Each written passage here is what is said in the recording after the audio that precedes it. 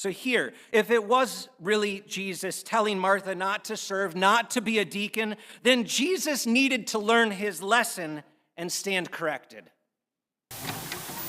Our readings started with the gospel reading today. That was acknowledging that some of you may not like it.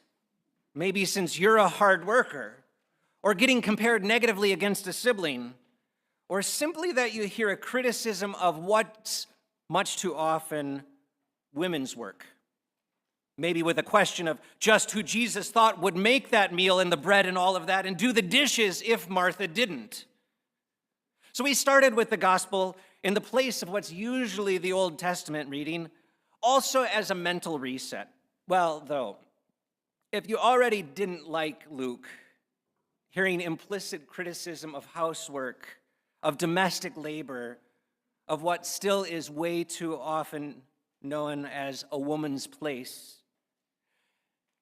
then let me go ahead and make it worse and say that this may actually be trying further to diminish women's roles. It comes from the mouth of Jesus, and I really hope that it was the writer Luke who just put it on Jesus' lips. Martha has a strong social position, but what's more, hidden in the original language is that the tasks she's doing are described as diakonia.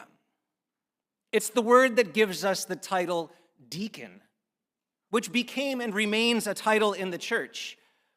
Officially in the ELCA, we have pastors and deacons involved in word and service ministries.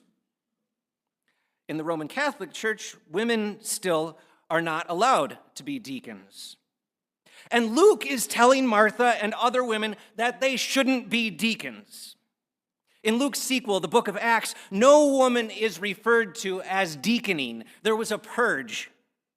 The so-called better part that Mary has chosen is to sit passively in church, an instruction that no man is ever supposed to fill. Just listening. She doesn't ask questions. She doesn't respond in any way. Mary remains voiceless.